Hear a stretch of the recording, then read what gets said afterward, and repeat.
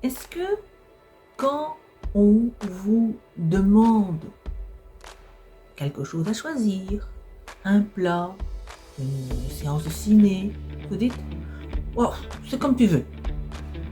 Est-ce que si au restaurant on vous place à une table qui ne vous convient pas, c'est entre les toilettes et la porte d'ouverture dont vous êtes en plein courant d'air, vous restez quand même là, malgré qu'il y a de la place partout dans le restaurant, parce que vous ne voulez pas vous rendre mal auprès du serveur ou du restaurant. Vous restez, même si ça ne vous convient pas. Est-ce que, au contraire, il vous arrive d'être agressif si vous constatez qu'on peut vous prendre en défaut de ne pas comprendre quelque chose, de ne pas connaître quelque chose? Évidemment, cachez un petit peu cela. Ces situations vous parlent? Alors, peut-être que vous souffrez justement d'un manque de confiance en vous. On en parle tout de suite.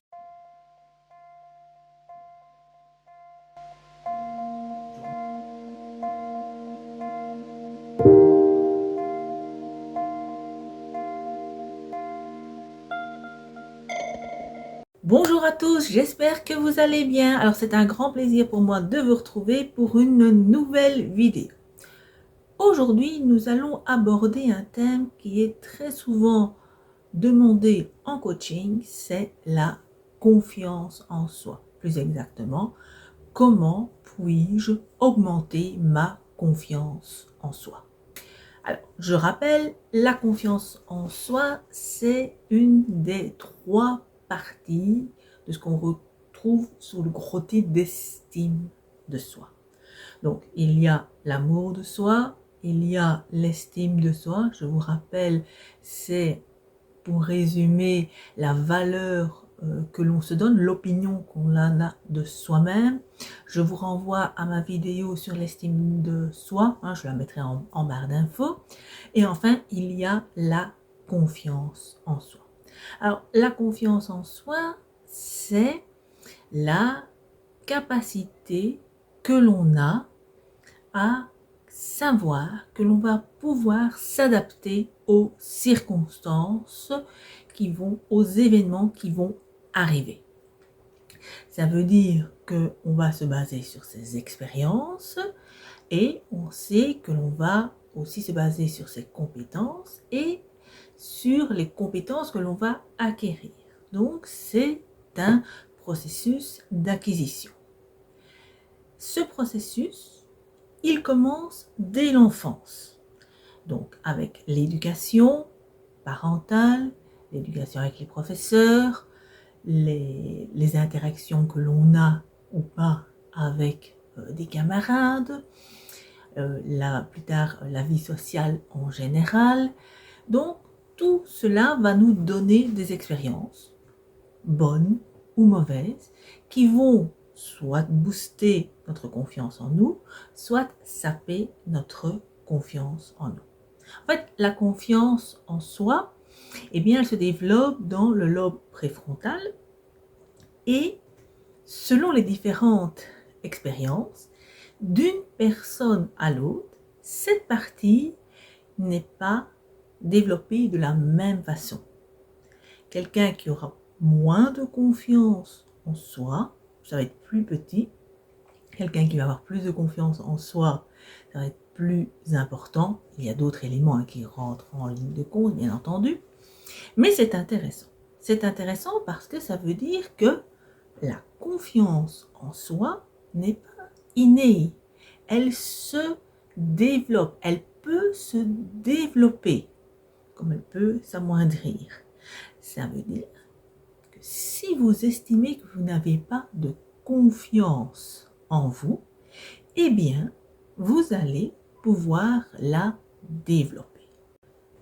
Un manque de confiance en soi, ça va pouvoir se manifester de différentes manières. Alors, je pense que ce qui vient souvent à l'esprit, c'est la fuite on ne donne pas son opinion, on préfère éviter, hein, l'évitement, on se réfugie vers le « on va satisfaire tout le monde ». Et ça, c'est une première technique de défense. Une autre technique de défense, ça va être l'agression.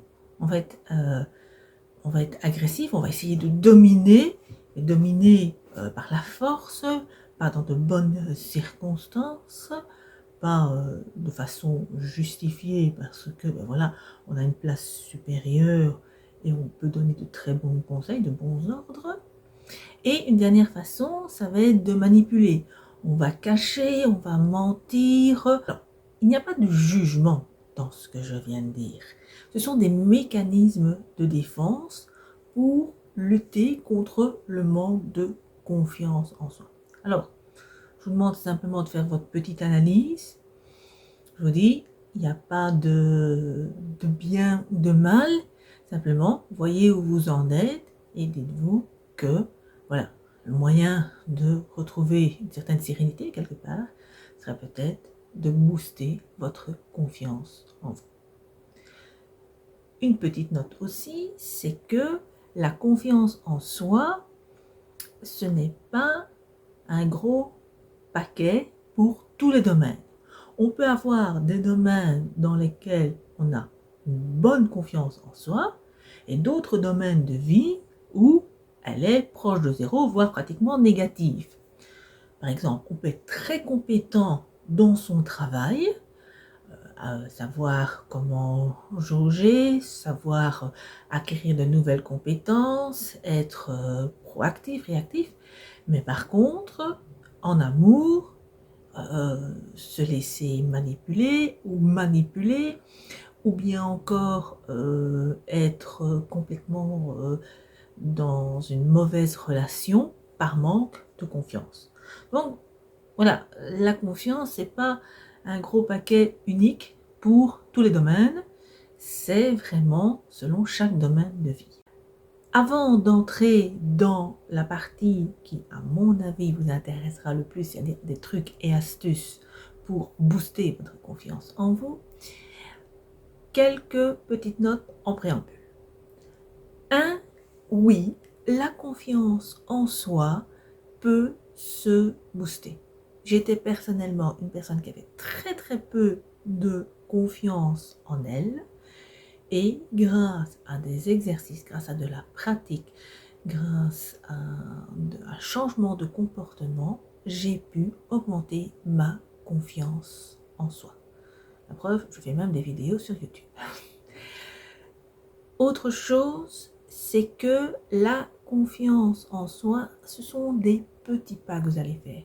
Ne vous imaginez pas du jour au lendemain, ouais, je me réveille, j'ai confiance en moi. Non. Vous allez devoir travailler cette confiance en vous et pas par des éléments extraordinaires, parfois par de tout petits exercices, mais c'est la régularité qui va vous aider. Autre chose, là ça va sans doute être moins drôle, mais même si j'en fais une, ce n'est pas une vidéo, ce n'est pas un livre qui va pouvoir vous aider à développer votre confiance en vous. Ces éléments vont vous apporter des outils, mais c'est à vous de travailler, c'est à vous de mettre en place, de muscler cette confiance en vous. Ça ne s'apprend pas de façon uniquement livresque. Il faut vraiment agir, c'est le seul moyen, c'est l'action qui va booster votre confiance en vous. Et si vous avez peur, ou confiance en vous, de ne pas réussir, n'hésitez pas à vous faire accompagner. Les coachs, les psys sont là pour vous aider, car vraiment, avoir cette confiance en soi peut changer positivement votre vie.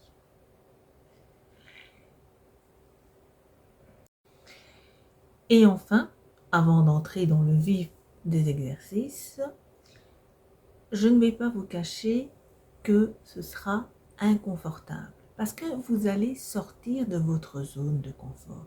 Alors, maintenant, les trucs et astuces pour booster la confiance en soi. Évidemment, ici, il ne s'agit que de quelques points. Il y a plein d'autres éléments qui peuvent entrer en compte. Donc ici, voilà, c'est une petite mise en bouche et peut-être des petits exercices que vous allez pouvoir appliquer pour commencer cette confiance en soi. Déjà, apprenez à donner votre opinion.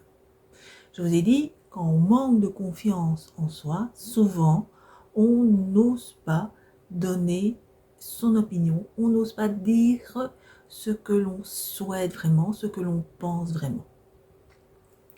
Vous allez avec quelqu'un au cinéma et il vous demande si vous voulez des pop-corn, vous dites oui pour ne pas le gêner, mais en fait vous détestez les pop-corn. Et vous allez vous retrouver avec votre soupe pop-corn pendant tout l'élément. Ou bien vous allez dans une boucherie et vous demandez un morceau de viande, le boucher vous présente un morceau, ça ne vous convient pas, il est coupé trop épais, il a un aspect qui ne vous plaît pas parce que voilà, vous l'auriez voulu couper un peu plus fin et vous dites oui, non, c'est bon. Non. Apprenez à donner votre opinion. Ici, je vous ai donné des choses tout à fait triviales. Ça peut être la même chose pour des décisions professionnelles. Est-ce que tout le monde est d'accord?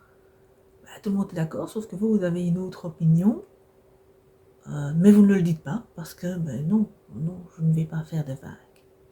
Il ne s'agit pas de taper du poing sur la table ou de crier, pas du tout. Il s'agit simplement, en toute bienveillance, vous exprimer votre opinion, vous dites pourquoi vous n'êtes pas d'accord, pourquoi vous refusez, et c'est ainsi que vous allez commencer à booster votre confiance en vous. Vous avez le droit d'avoir votre propre opinion.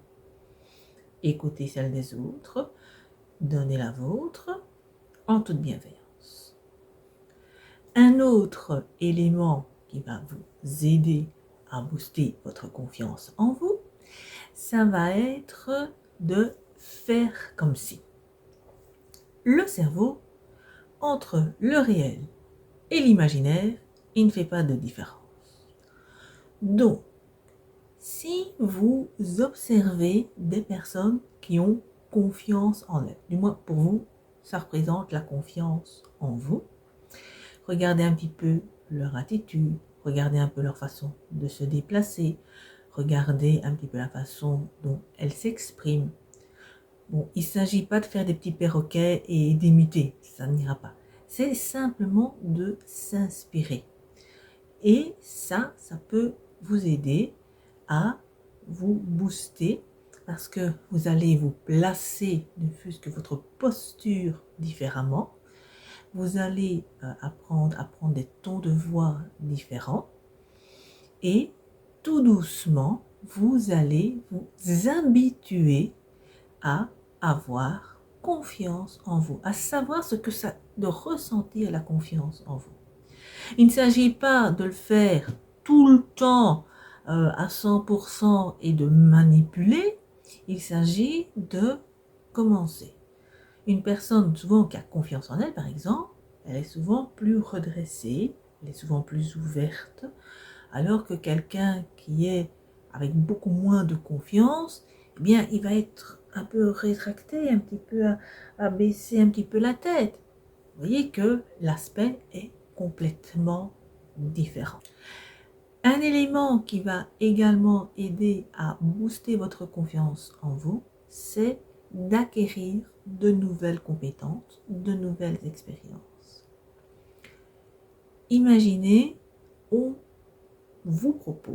votre chef vous propose un projet qui va avoir lieu dans 3 mois à New York. C'est un super projet, franchement ça vous booste, mais vous n'êtes pas vraiment bilingue, vous n'avez pas tout à fait les compétences en anglais que vous avez. Quelqu'un qui n'a pas confiance en lui, il va dire non, non, je ne peux pas, je ne sais pas, je n'y arriverai pas parce que je n'ai pas les compétences en anglais. Ce que vous pouvez faire pour booster votre confiance en vous, c'est déjà d'analyser. Ok, voilà où j'en suis, voilà le résultat que je veux, et donc là, quelles nouvelles compétences je dois avoir, c'est développer mon niveau d'anglais pour pouvoir discuter de façon fluide avec les personnes pour ce projet dans 3 mois. Vous avez votre niveau de base, alors qu'est-ce que je peux faire pour atteindre mon objectif? Je peux prendre un coach pour m'exercer, je peux écouter la radio, je peux regarder la télévision en anglais, je peux réviser le vocabulaire spécifique et vous allez comme ça apprendre à acquérir de nouvelles compétences pour votre but. Donc être fixé sur un but, un focus, et planifier l'ensemble peut aider également à booster votre confiance en vous, parce que quand vous aurez réussi, et vous allez réussir parce que vous vous mettez des objectifs qui sont importants pour vous, eh bien, cela va renforcer votre expérience et votre expérience positive. Alors voilà quelques petits trucs et astuces pour booster votre confiance en soi. Bien entendu, c'est un cheminement assez long. N'hésitez pas, comme je vous l'ai déjà dit, à vous faire accompagner si c'est trop difficile pour vous seul. Ici, il n'y a que quelques trucs qui sont donnés. Il y a plein d'autres éléments qui peuvent entrer en ligne de compte. J'espère que cette petite vidéo vous a plu. Si vous avez des thèmes sur le développement personnel, sur la psychologie, ou des thèmes pour vous aider à aller mieux dans votre vie et que vous voulez que je les développe, n'hésitez pas à les mettre en commentaire. Je ferai avec grand plaisir une petite vidéo sur le sujet. À très bientôt pour une prochaine vidéo.